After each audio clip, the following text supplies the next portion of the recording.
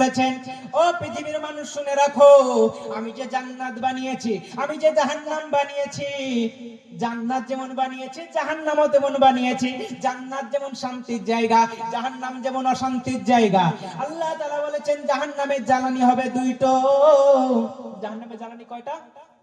দুটো। এক নম্বরে জাহান্নামের জ্বালানি হবে আপনারা এবং আমরা, জাহান্নামের জ্বালানি হবে মানুষরা। আর দুই নম্বরে জাহান্নামের জ্বালানি হবে পাথরেরা। পাথর, পাথর, যে পাথর দিয়ে আপনি ঘর বানান, যে পাথর পাহাড়ে থাকে, ওই পাথর হবে জাহান্নামের জ্বালানি। পাথর যেদিন থেকে শুনেছে এই জাহান্নামের জ্বালানি আমাকে হতে হবে, আমি কি দোষ করলাম গো আল্লাহ? পৃথিবীতে তো অনেক সৃষ্টি আছে, গাছ আছে, পশু আছে, পাখি আছে, অনেক কিছু আছে, কিন্তু তারা তো জাহান্নামের জ্বালানি হবে না, আমরা হব জাহান্নামের জ্বালানি। সেই দিন থেকে পাথর কান্না করে বলে, আল্লাহ তুমি যদি আমাকে না জাহান্নামের জ্বালানি করতে কতই না ভালো হতো, আমাকে জাহান্নামের আগুনে পড়তে হবে আল্লাহ। তাই বলে কান্না করতে থাকে।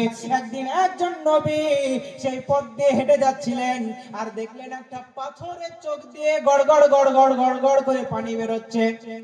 নবী থমকে দাঁড়িয়ে গেলেন, গিয়ে বলছেন, হে পাথর তুমি কান্না করো কেন বলো? পাথরের কি জবান আছে নাকি? সঙ্গে সঙ্গে আল্লাহ তাআলা পাথরের জবান খুলে দিলেন।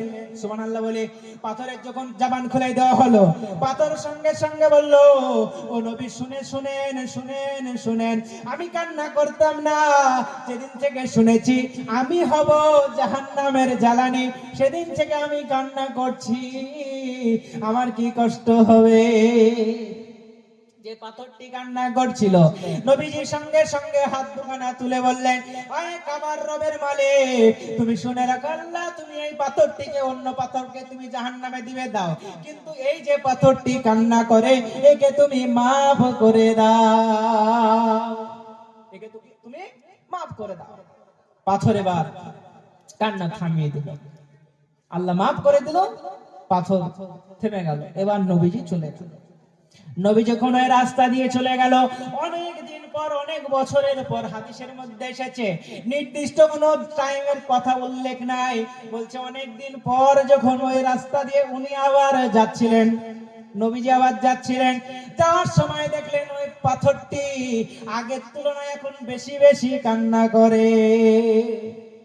এবার নবী অবাক হয়ে বলছে, কি ব্যাপার পাথর, তুমি তো এর আগে একটু কম কান্না করছিলে, এখন কেন বেশি কান্না করো? তোমাকে তো আর আগুনে পোড়াবেন, আল্লাহ তো ওয়াদা করেছে, আর আল্লাহ যা ওয়াদা করে তা সত্য, আল্লাহ যা ওয়াদা করে তা সত্য, কিন্তু তুমি কান্না বেশি করছো কেন বলো?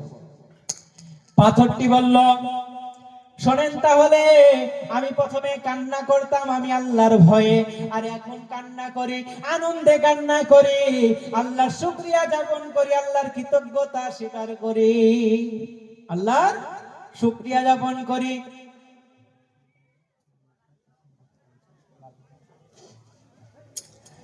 তো পাথর কি বলল,